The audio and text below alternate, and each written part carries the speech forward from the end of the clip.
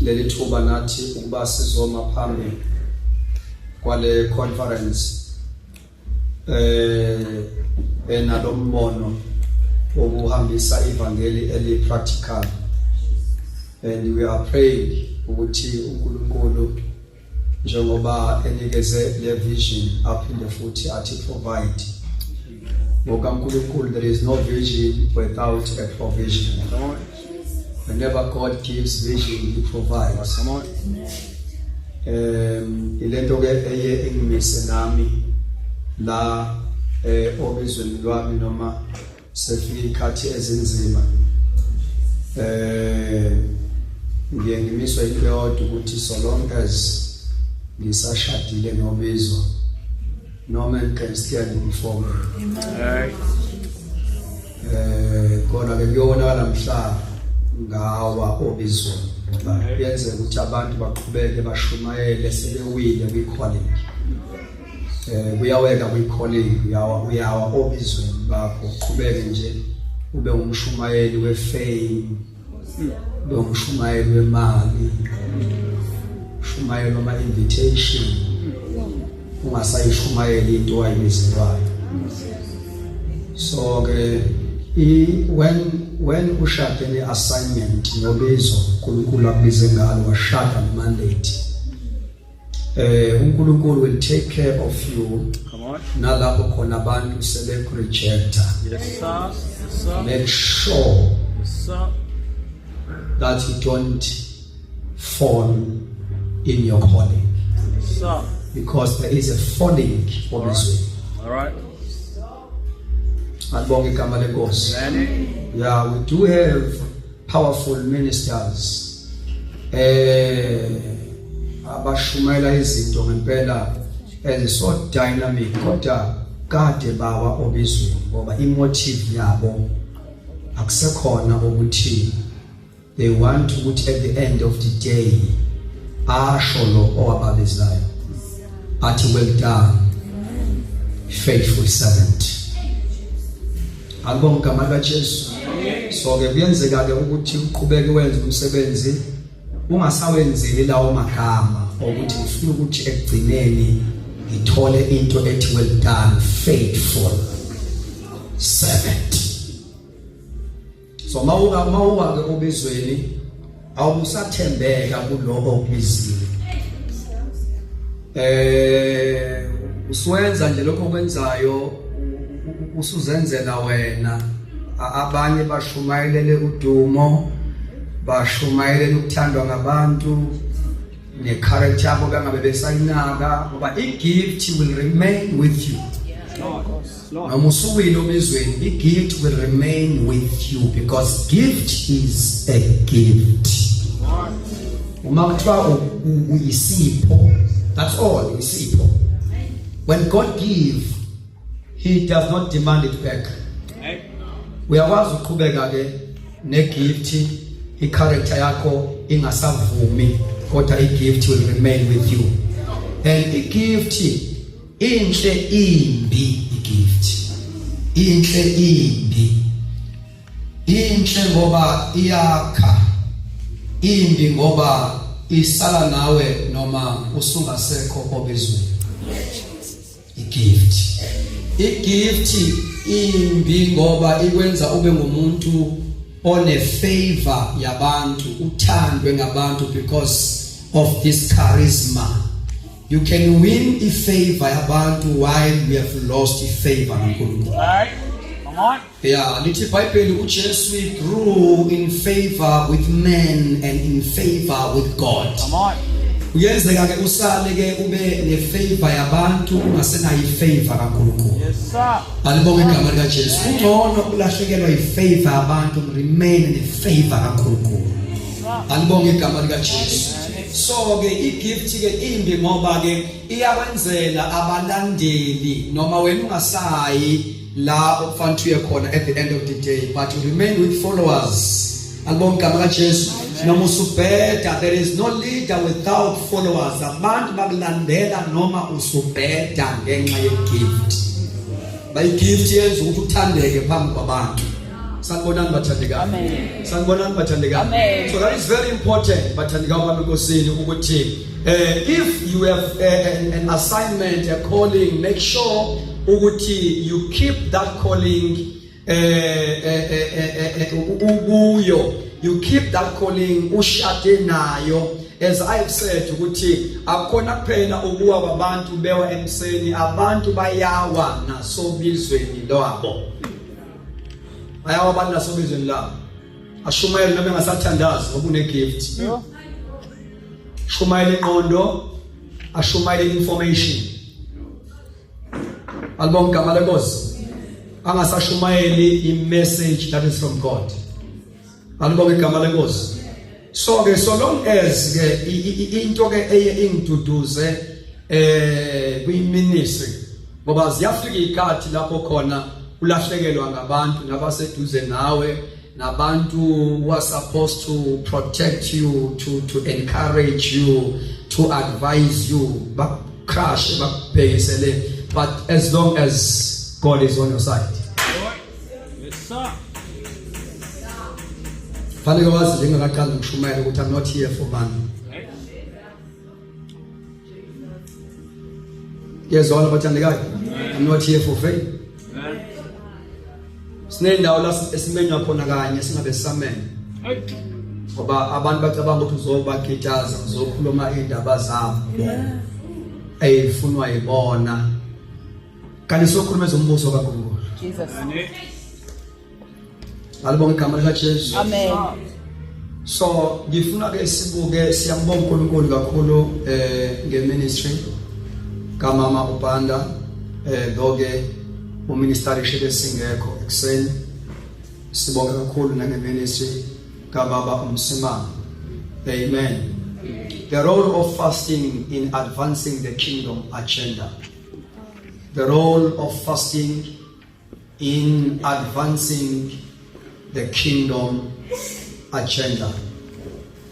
Umsebenzi noma i-role into eyenziwa inkonzo le ye-fasting in advancing the kingdom agenda. Lokho esikhuluma ngakho kule session bathandekayo. I understand ukuthi kuyashisa, but allow me to teach. Amen. Sifunda incwadi kaJoel chapter 1 verse 14 no chapter 2 verse 12 no chapter 2 verse 28. On the three scriptures esiwafunda noma indawo eyithathu la kuJoel. Joel chapter 1 verse 14 bese ukuthi ku chapter 2 sizofunda amavesi amabili, sifunda verse 12 no verse number 18. Amen. Incwadi kaJoel nje iyonke besavula abazalwane ifike iveze i-challenge, bese iveza i-solution, bese iveza the result. Uma leyo ndlela ye-solution yenziwa, then it gives a result.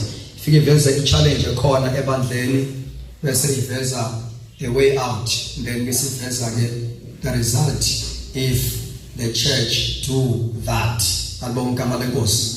Hallelujah. Yeah. Funda ke chapter 1 book of Joel. As we're going to speak about the role of fasting in advancing the kingdom agenda. Chapter 1 verse number 14. Verse 14. Bekezani ithuba lokuzila. Ewe, miselani imbizo eyodwa. Waqokelelena amadoda amakhulu. Xa bebonke abemi belilizwe mabeze endlini kaNdikolo uThixo wethu. Yes, chapter 2 verse number 12.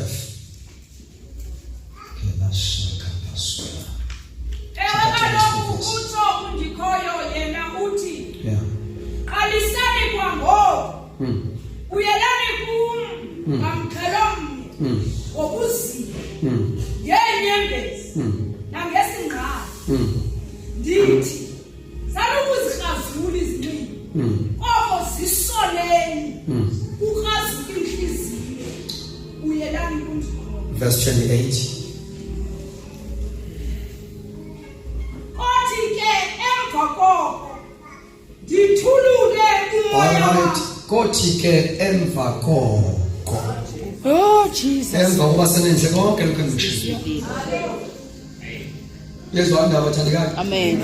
Yezwa abathandekayo. Amen. Kuyenzeka sibambe verse 28. Silibala ukuthi verse 28 uyinde zathi. Kothi emva koko, after fasting and prayer. Sanibona bazalwane. Amen. After fasting and prayer. Kothi emva koko ngiwuthulule umoya wami. Because prayer and fasting can give birth to the revival of the Holy Spirit. Right. Mthandazo isibeletho la izinto zabomoya zizalwa khona. Glory to Jesus. Amen. Yenzeka ke ibandla likhonze isibeletho sishrinkile sishwabene. Glory to Jesus. Libe barren, lingakwazi ukuzala, yet liqhubeke lenze ubucawa licawe, but no more birthing of spiritual thing. So kothi ke emva koko, hallelujah, Amen. continue. Ngithulule umoya wami kulo lonke uluntu. Bashumayele onyana nentombi zethu. Yeah, and then lapha kuthiwa ke consecrate a fast. That is verse number 14, chapter 1. Consecrate a fast, call a sacred assembly, gather the elders and all the inhabitants of the land into the house of the Lord your God, and cry out to the Lord. eBhayibhelini once uhlangana negama lokhala, crying is all about praying. Angibonga igama kaJesu. Nalo wesifazane Elisha aqala kuyena before eze kulo waseShunamite. Lo aqale ngaye iBhayibheli, he cried out to Elisha. Angibonga igama kaJesu. Gama he prayed to God of Elisha. Angibonga igama lenkosi. Now kuthiwa ke lapha ke and cry out to the Lord. Bathandekayo kuyakhalwa kuNkulunkulu uma ngabe kunezinto eseyihambe zalahleka ebandleni. Iyamiswa iprogram yokucawa kuyokhalwa kuNkulunkulu. Kuyokhalwa kuNkulunkulu. So ke manje inkinga yethu siyibandla elisatisfied nge-status quo. Njengabathandazi, njengama-intercessors, we must know ukuthi sinoxanduva, sine-responsibility enkulu yokuba sibe ngama-custodians ezinto zikaThixo. We must have the anointing and the spirit of Maria. uMaria uma ngabe esemshadweni wasekhana, ithe uqhubeka umsitho lapha ekhana, yena wabe observe something missing. Uyaqhubeka umsitho, but they have no more wine. If you are an intercessor, amehlo akho ayavuleka, ukhonza uobservant. Nikhona abathandekayo, ukhonza uobservant. Ngoba iyaqhubeka inkonzo, kukhona izinto eseyilahlekile ezingamagugu lapha abaJuda. Ukuphela kwawayini iyona nto eyayenza umshado, umsitho ube sehlazweni elikhulu. So ke ibandla liba sehlazweni elikhulu uma seliphelelwe iwayini likamoya ogcwele. Yakwazi ukuqhubeka iservice iwayini selingasekho. Gather the elders and all the inhabitants and cry out to the Lord. Bathandekayo kuyakhalwa kuNkulunkulu. Right. Then he said, now therefore says the Lord, turn with me all your heart, with all your heart, with fasting, with weeping, and with mourning. And it shall come to pass afterward. Amen. Amen. Uma imthombo sayigqitshile, the only digging tool that you can use to dig the wells is fasting and prayer. La sithi the role of fasting in advancing kingdom agenda. What is a kingdom agenda? We're speaking about a current one. Oba sikhonza uNkulunkulu wamasizini, uNkulunkulu who is progressive, uNkulunkulu who is not stagnant. When we pray, singabantu who are able to discern the season.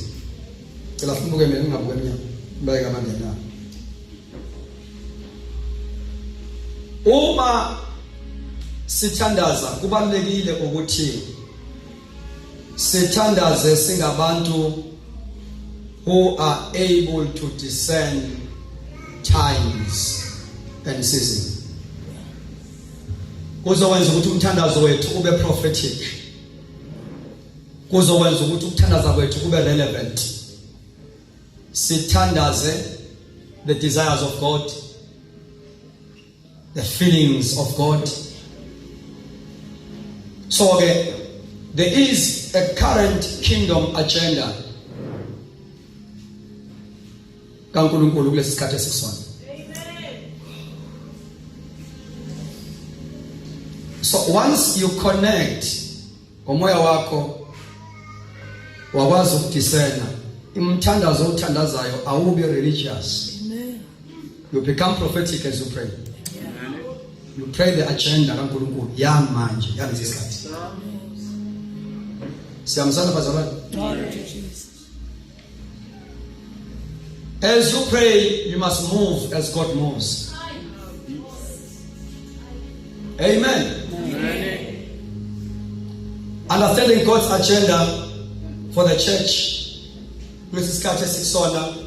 will make us effective in our prayers, will make us prophetic in our prayers. Alibonge igama lenkosi. Obagenzeka ukuthi abantu bathandaze kodwa babe religious nasekuthandazeni kwabo. Bayibhude iplan kaThixo ngexesha. All right. There is going to be a radical shift in the way we do church. Let me repeat myself. There is going to be a radical shift in the way we do church. Ishift okala izokwenzeka to the leadership of the Church of Jesus Christ. Praise God. Amen. Amen. How? Ibandla lika Kristu liphile ngale ngizomoya bazalwane samsana. Ibandla lika Kristu lihambe isikhathi eside noma selibuyiselelwe. Izinkonzo zonke lezi zokwakha ibandla, we're talking about pastors, teachers, evangelists, prophets, apostles. Albongam kaJesu. But ibandla has not yet embraced fully these ministries. Siyamsana bazalwane? Okay. The Church of Jesus Christ, lithi iBhayibheli uNkulunkulu mangabe elakha uNkulunkulu ulakha phezu kwesisekelo sabapostoli khulumani kakhulu bambake akalakhi phezu kwabapostoli nabaprofeti. Ulakha phezu kwe-foundation that is laid by apostles and prophets, not upon them. All right. Apostolic and prophetic are given grace to release the revelation of Christ. Ofana ukuthi ibandla lakhele phezukwayo. Njengoba uPeter uNkulunkulu emnikeze igrace after uJesu ebuza umbuzo ukuthi abantu bathi ngubani. Alibonke igama lenkosi. And uPeter answered ngokuba uNkulunkulu amnikeze igrace amambulele. Amenze njani? wamambulela. Then uJesu ke wayesethi ke, upon this rock I will build my church. Upon this revelation I will build my church. Apostles and prophets are given that grace to reveal. Hallelujah. Amen. Hallelujah. Amen. Or to release the revelation of Christ. Ofana ukuthi ibandla lakhelwe phezu kwayo. Okay. Now that revelation is the foundation. Ibandla elakhelwa kuyo. Siyamsana bathandekayo. Sakhiwe phezu kwesisekelo, upon the foundation that is released by apostles and prophets. Okay. Now, if foundation determines many things about the building that is going to be built upon it. Amen. Amen. Number one, if foundation determines the lifespan of building, which is will last for how long? Ibandla elakhelwe phezu kwama human traditions will not last. Ibandla elakhelwe phezu kwe religion will not last. Siyamsana bathandi kwayo. But it is only the church that is built upon a solid foundation. That foundation is Christ. Jesus. So, if the church is built upon the foundation of apostles and prophets, that means number two, the foundation is determiner the lifespan. Your building. That is why ibandla kaJesu is the only church that will last to eternity. Come on.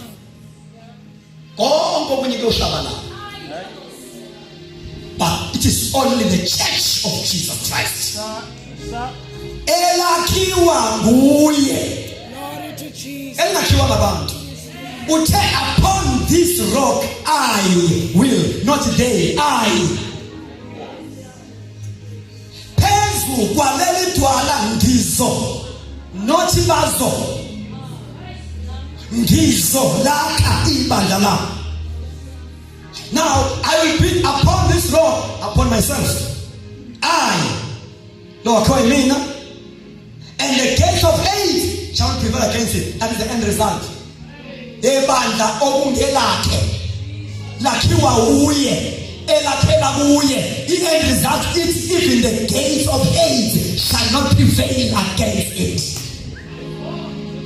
Ma yakhiwa nguye, akakhi umkhukhu, akakhi umjondolo. What is structure that will last? What is structure esizokwazi ukumelana nawo ama forces of darkness? Hallelujah. Nikhona abathandekayo. Nikhona abathandekayo.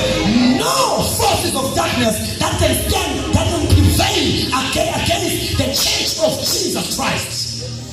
Now elakhe lakhiwa nguye, ulakhela kuye. Ulakha kanjani esezulwini? Ulakha ngo-Ephesians 4:11 and 12. Uthema ngabe senyukile, lo wehlala uye futhi wenyukayo. Uthema esenyukile esesendaweni ephezulu warelease amamenxe. Glory to Jesus. He gave some to be. Wabanika lokho ayikho. Because Jesus was an apostle. Jesus was a prophet. Jesus was a teacher. Jesus was an evangelist. Jesus was everything. Glory to Jesus. According to fivefold ministry. Gama, these ministries, the extension of Jesus. Verse 11, he gave some to be. To be. You are a prophet. You don't have a gift of, that's not a gift. You are. When we see Poe Evangelii, he gave some to be apostle, to be prophet, to be evangelist, to be. You are. Don't have it. You are. We equal. And then you become a gift to the church. So whatever I say, you will let which is. I can say amen. He ascended on high. Above all. uthema esenyukile wa release wenza abanye baba yilokho wenza abanye baba yilokho bese ke uverse number 12 echaza I reason why he gave some to be that. Uverse 11 uthi to equip the saints. So siyambona ke manje uMatthew 16 verse 18 ukwenzeka uEphesians 4:12. uMatthew 16:18 uthi ngizolakha. The whole part of it is Ephesians 4:12.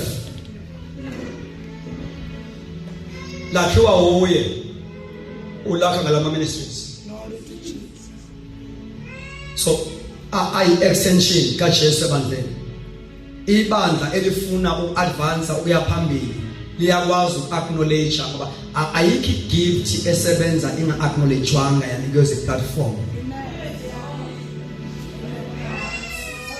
Singaba nazo zonke inkonzo but failing to acknowledge sihlupheka nazo.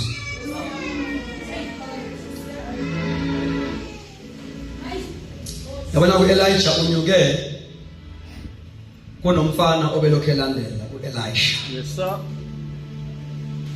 Efuna lento ephezulu kaElijah.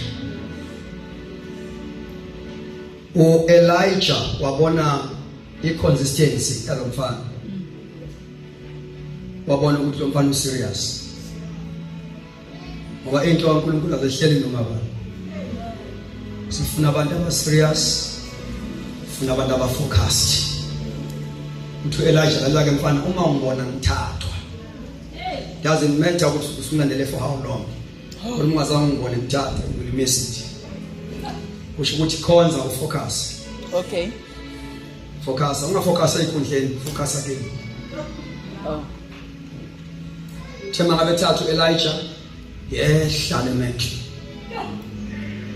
Waqala umfana wagumula kwembethe ngoba awukwazi ukwembatha wembethe.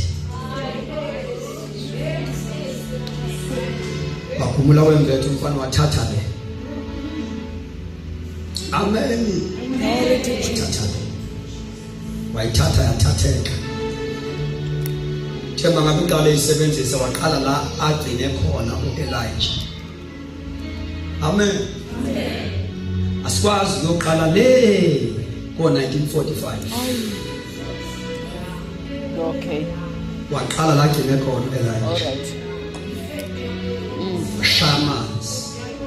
Jordan thema washamans. The onlookers onyana baba prophet. But oh, the spirit of Elijah, even though he is God, but his spirit remains with Elisha. It's upon Elisha. So le ega Elijah imentli yenhle iyi1 prophetic mentally. Kodwa ega Elijah wethu uJesu thema yehla ya splitter into 5 mantles. Yehla ngubupostoli, nguprofeti, nguvangeli, nguthisha. So kufanele kwenzeke exactly ke lento ebonwe ngonyana baba prophet ukuthi umoya kaElijah uphezulu kaElisha. That is what you must see kubantu aba operator kule dimension ye fivefold ministry. You must see the spirit of Jesus upon them. So to get the foundation determines the lifespan of the building. 2, a foundation determines the shape of the building.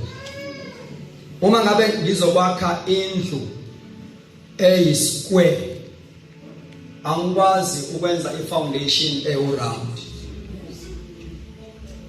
Siyambisana? Siyambisana sonke bazalwane? It determines the shape of the building, foundation. So when I'm going to build into a square, I must lay a foundation square. So uma lekuthiwa ke sakhiwe phezu kwesisekelo sabapostoli nabaprofeti, that's the shape yebandla likaKristu.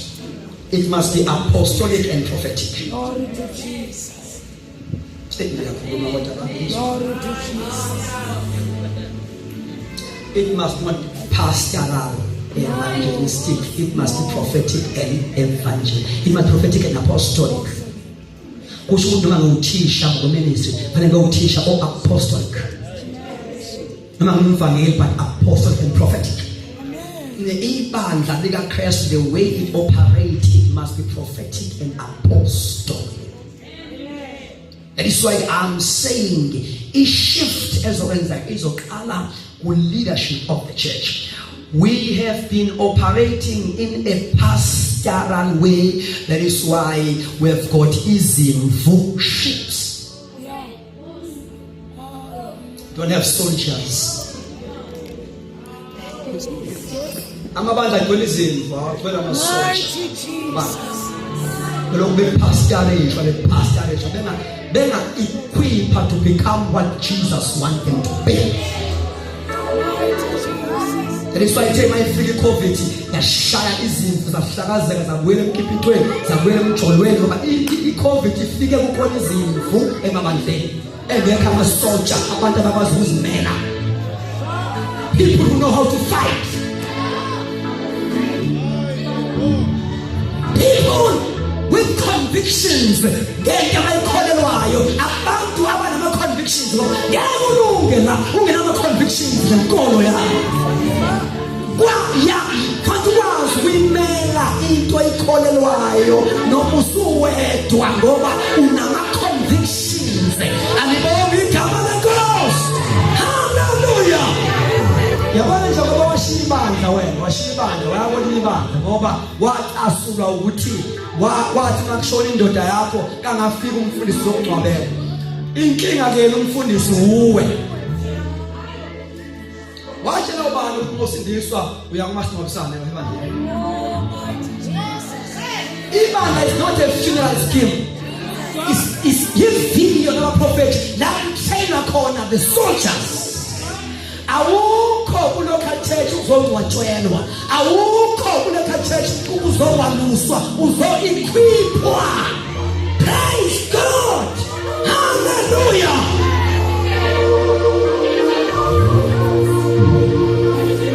Change your mindset.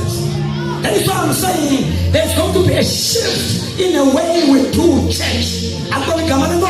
Even now, our local churches, they will change. They will become exactly what the first century local assembly were. Jerusalem, Antioch, Ephesus. They were not preaching centers.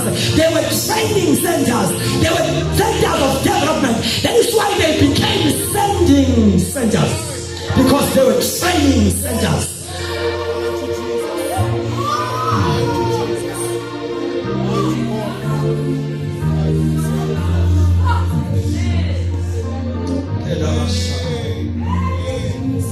There's going to be a shift in the way we do church. Uzobona wena njengoba uNkulunkulu evusa abantu nje evusa abantu uNkulunkulu enza uNkulunkulu bazalwane. Ngeke kuchena uma uNkulunkulu evusa abantu akabavusi ngokwe status. You don't have to be umfundisi before you can be used by God. Uma ungumuntu olevulile iso likamoya uyabona imove enza ngaphandle. uNkulunkulu wathi usebenza kakhulu ngabantu abangekho ku status somfundisi. Alemvusela izawubhoboka la ungazange uyilindele ngakhona. Khona abazosala bebambe izikhundla bashiwe imove kaNkulunkulu. That is why you must strive to become a Christian worker, a minister, not umfundisi. Actually, nalento kuthiwa umfundisi into engekho. Ayikho kuthiwa umfundisi. Ayikho nje angazi ukuthi yini le. Sinomfundisi.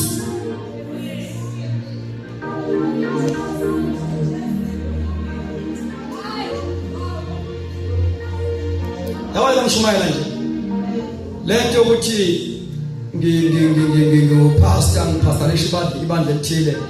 Lokho is an administrative order yenkonzo yami. Alibonga kaJesu. But ngiyazazi ukuthi noma kuthiwa angizange ngi-apply ngokwendlela yenkonzo yami ngithole credential, angipromotwanga i-credential. lento ngiyiyo ngenayo credential yenkonzo yiyo. That is why noma sebengasangifuni konke abangeke bayithathe. Why? Ngoba nginikezwanga yibo.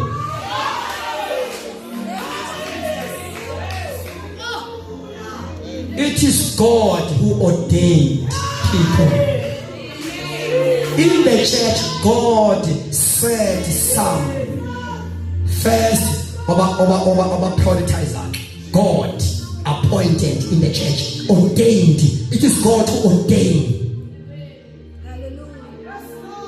So inkonzo engiyona ngirespecta ngoba ilangu ndliwa khona. Ilangu discipline khona. Ilangu thola khona icovering. Kodwa angibiziwe yiyo. Usebenza kabi mawubizwe yisonto. Ungabizwanga uNkulunkulu ngoba uzocontrolwa yisonto. Ngeke ucontrol ioffice, head office.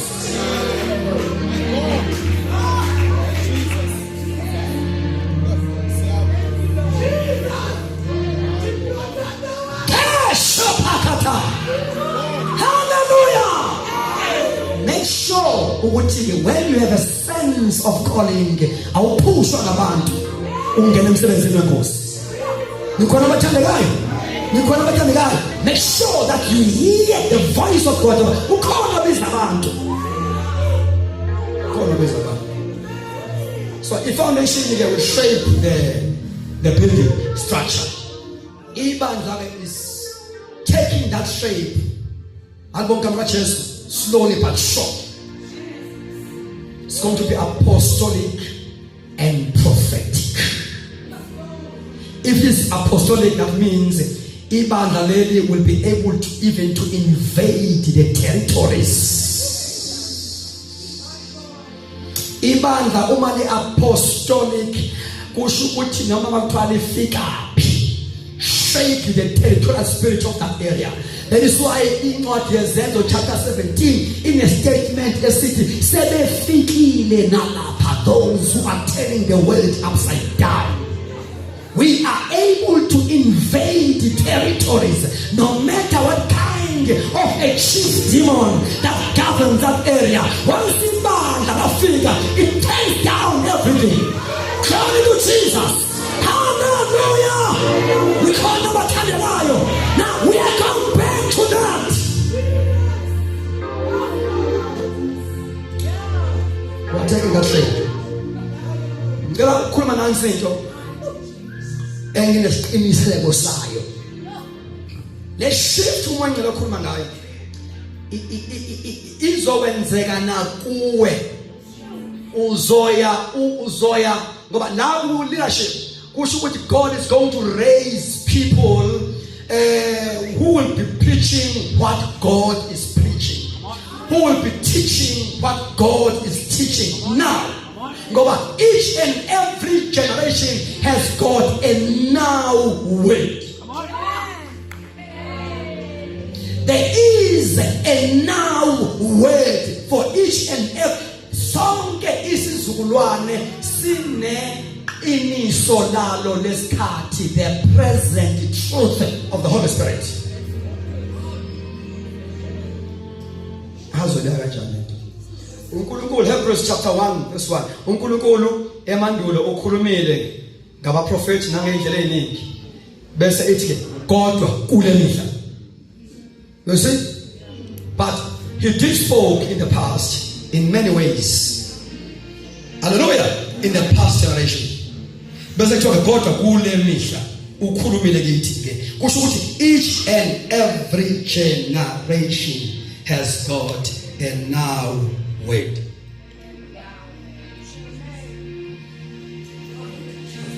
That we must be established on a present truth of the Holy Spirit. Ukuthi umoya oyingcwele uthini manje ngebandla. NoJesu ubengakhulumi into ayizwa ikhuluma. Uthi lokhu baba akwenzayo ngenza khona. Ngamagama I must be sure ukuthi uNkulunkulu wenzani bese ngenza lokhu uNkulunkulu akwenzayo. Amazwi engwaletha kini awavele kimi ngikhuluma lokhu uNkulunkulu akukhulumayo. So God is raising that kind of ministers who are carrying a now message for the church, to build the church, to equip the church. And abantu ababambe the past, they will misinterpret the now word. Ngoba ikhona intendency yokuthi abantu ibandla lingakholelwa ukuthi uNkulunkulu usakhuluma. Bacabanga ukuthi uNkulunkulu wagcina ngokukhuluma ngama founders ama movement qala. You see, abakholwa ukuthi uNkulunkulu still speak kuze namhlanje. When you want to know one of the signs of a church that is heading to a graveyard, check language here. One of the languages ebandla elibheke emathuneni asikwazi lokho. God always comes with new things because he is progressive. Nezwi lakhe is a progressive revelation. So ngithi shift yoqala izowenzeka ebandleni kuma leaders. Amen. God is raising prophetic and apostolic leaders who are going to preach and teach the now word, a prophetic message to the church.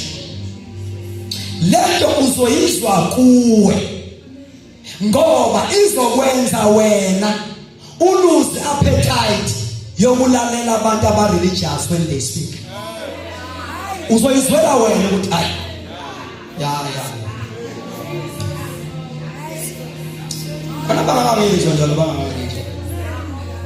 you will lose the appetite yokulalela abantu aba-religious, abantu aba-traditional.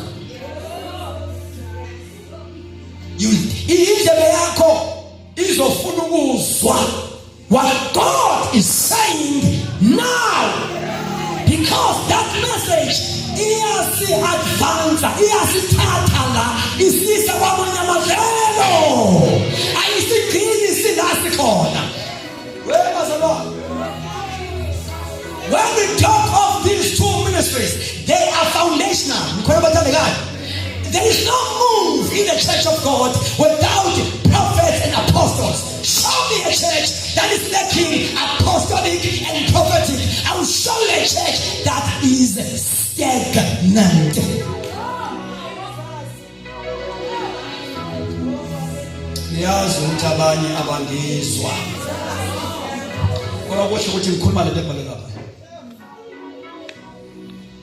There is no stagnation ebandleni elingama ministries out true in full operation.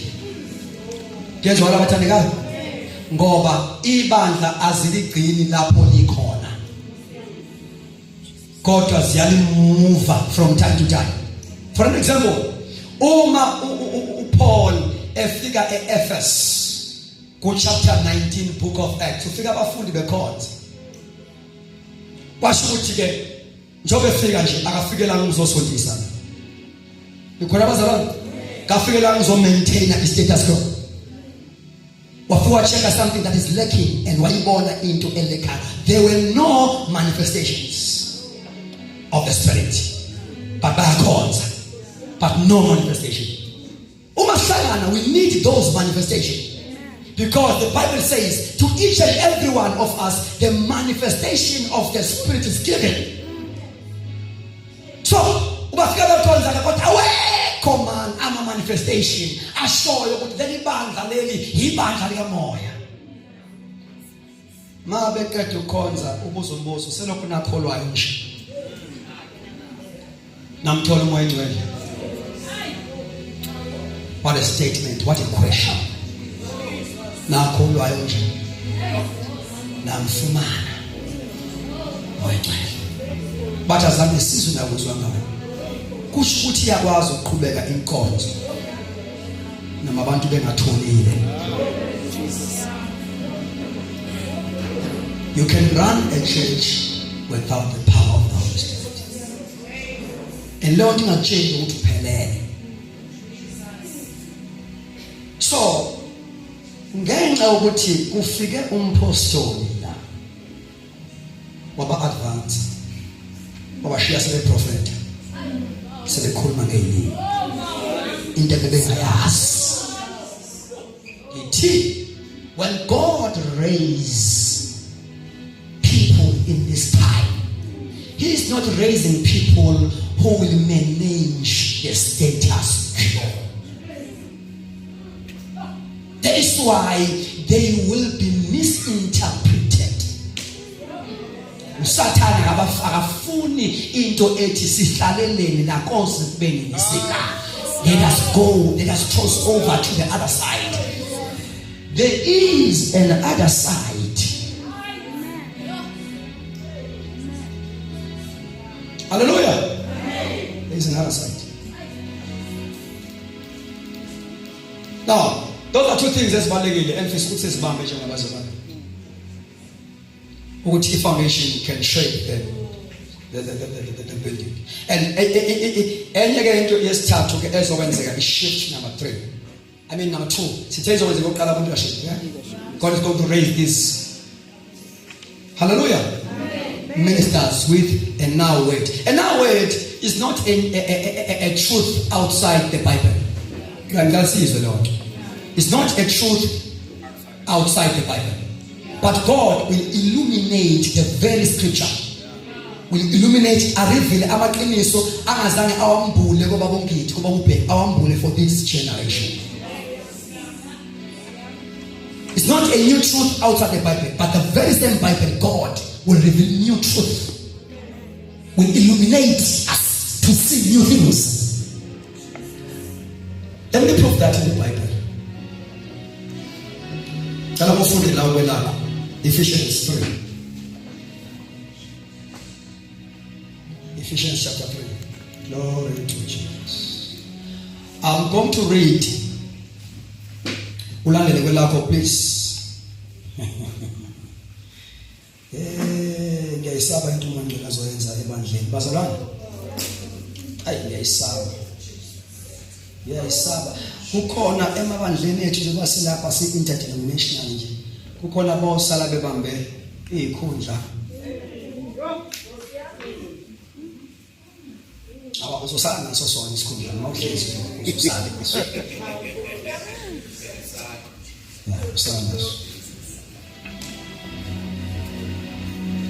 Now, lapha chapter 3, Ephesians, I'm going to read.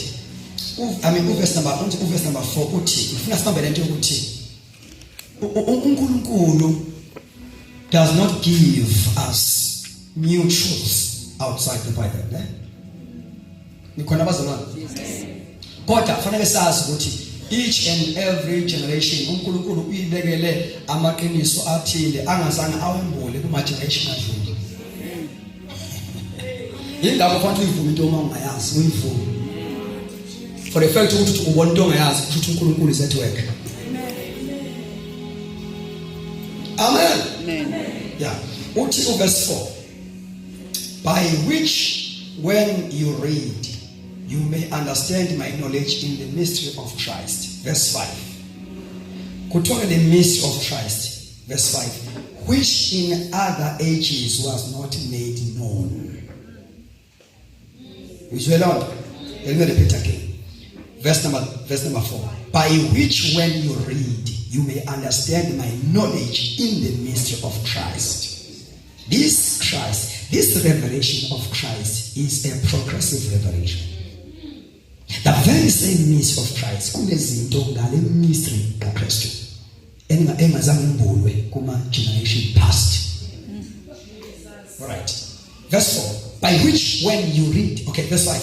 Which in other ages was not made known to the sons of men. In the ages of Gidi, ages of Teresa, ages of Bego, this mystery was not made known. Right. Now, As it has now, it's now. As it has now been revealed by the Spirit. Umoya oyingcwele will reveal new truths from the Bible. From the Bible. Abhule izinto angazange azibhule in the age past. The very same Bible that you carry is a progressive revelation. The very same Christ that was revealed to Peter, that revelation of Christ is a progressive one. And the church must be built upon a progressive revelation. Alright, mayembula umbula njani? Bambake, mayembula umbula njani? Kuthiwa as it has now been revealed by the Spirit, to his holy apostles and prophets. Where is the Bible? To his holy apostles and this mystery, this revelation, which is progressive, when God released it, he released it with these foundational ministries, apostles and prophets. And the church must be flexible enough to be established on that present truth.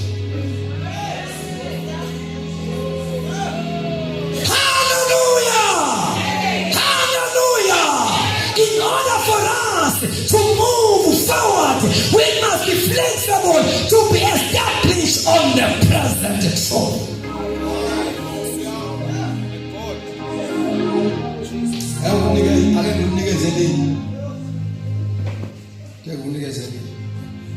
Book of Peter. Book of Peter. Oh, God. Hallelujah.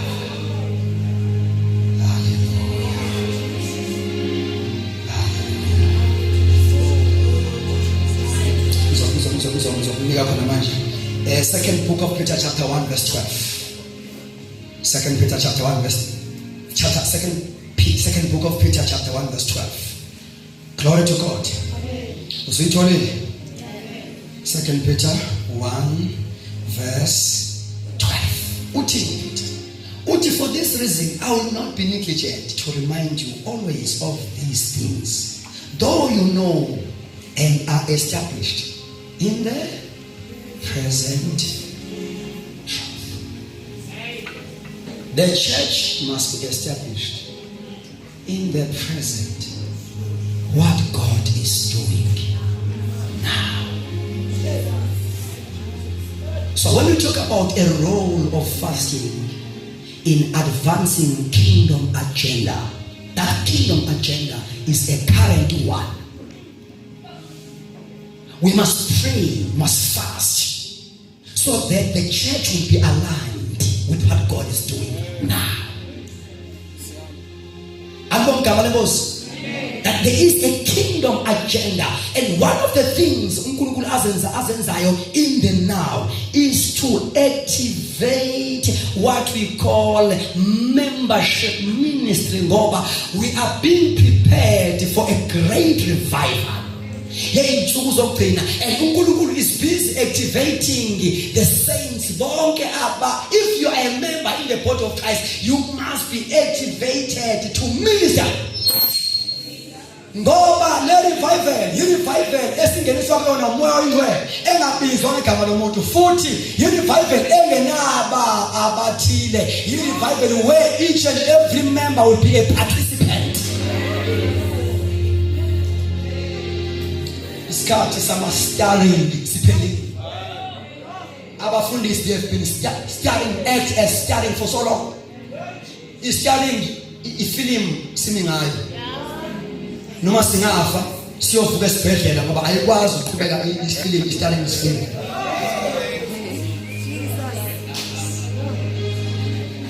Kanti you are the body with many members. So these members have been spectators for so long, lacking activation. Lo mzimba ufana nomzimba ohlezi kwi-wheelchair uphile emseni wabantu. Fanele uphushe manje ngibekilane futhi ngithusela ukhona because umzimba ophele kodwa manje amalunga wasebenzi. So if 5-fold ministry as uNkulunkulu eraser with this kind of people who are moving with the current moves of God, they equip the saints. Abanayo mentality yokuba Superman. They are here to activate abazalwane ukuthi at the end of the day the gift must operate in the house. And the ministries must operate in the house. Glory to Jesus. Genuine called men and women of God, he finds satisfaction when he see abazalwane the operator kuma gift. Kubangathi angahlala phansi ateze coach. Akabe threatened ngoba uNkulunkulu evusa abantu. Sesane ukuthi awubezwanga uyibizile une-agenda yakho. Awunayo agenda kaJesu neyakho agenda. Une-agenda yokuphatha umzimba kaKristu. You are not a steward. You are not a steward. Ngoba umfazi womuntu lo khona abathandekayo. You are not a steward. So isani yabantu abayibize bona abanama-agenda zabo babathathindi uNkulunkulu evusa phakathi kwabo evusa. Mandate yabo is not from Christ. It's not from Christ. Yes, what about the bayibize bona bane agenda yabo. Kanti la sakha umzimba. Fanda umzimba usukume, ukwazi ukuyisebenza, ukwazi ukuoperate, ukwazi ukusakha. Hallelujah. Hallelujah. When we talk about a great revival, sizobona leyo nto umzimba usukuma. Glory to Jesus. Who caused the chaos, the kingdom of darkness.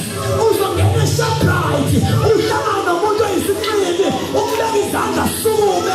Kugcwale revival phakathi Pick n Pay. Simba is activated. The revival is not going to happen within the four walls of the church. Wherever we go, this out to Zulu. Wherever we go, this out to Zulu. Shakatapa. There is a release of believers to their ministries. It shall come to pass after this that I will pour my spirit upon all, not some, upon all flesh. Your sons and your daughters, they will prophesy.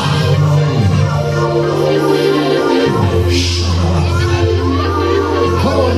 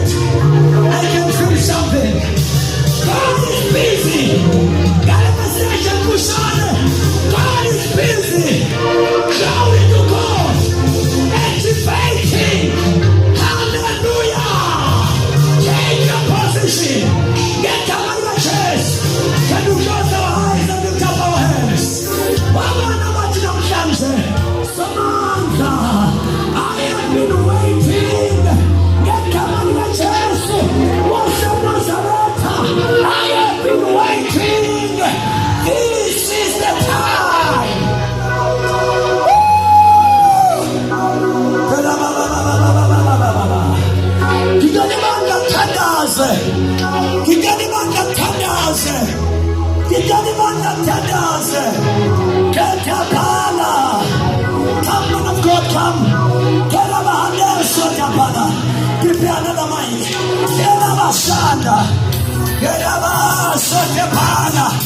Connect na mukona.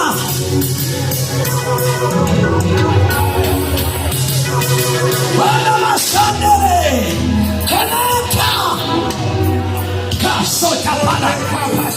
Ela masanda receive. Yes. Roko sebati kapaka. Yes. Imanda wakoneka. Sakatapala. Sakatapala. Wakapala. Kemene.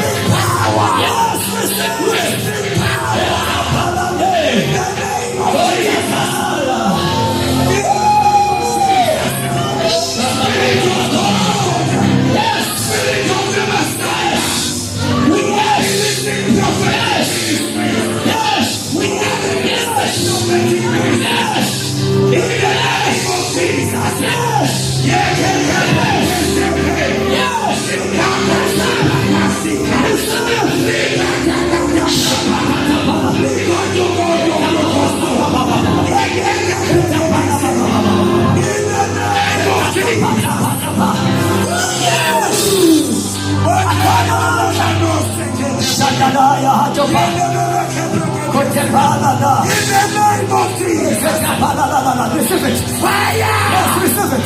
Fire! Yes, receive it. Power! Yes, receive it. In the name of Jesus. Receive. Within His power. Receive. Within His power. Within His anointing. Within His anointing. Fall upon them. Fall upon them. Just receive. Just receive. Just receive. Just receive. In the name of Jesus. Yes, receive. Yes, receive. Akona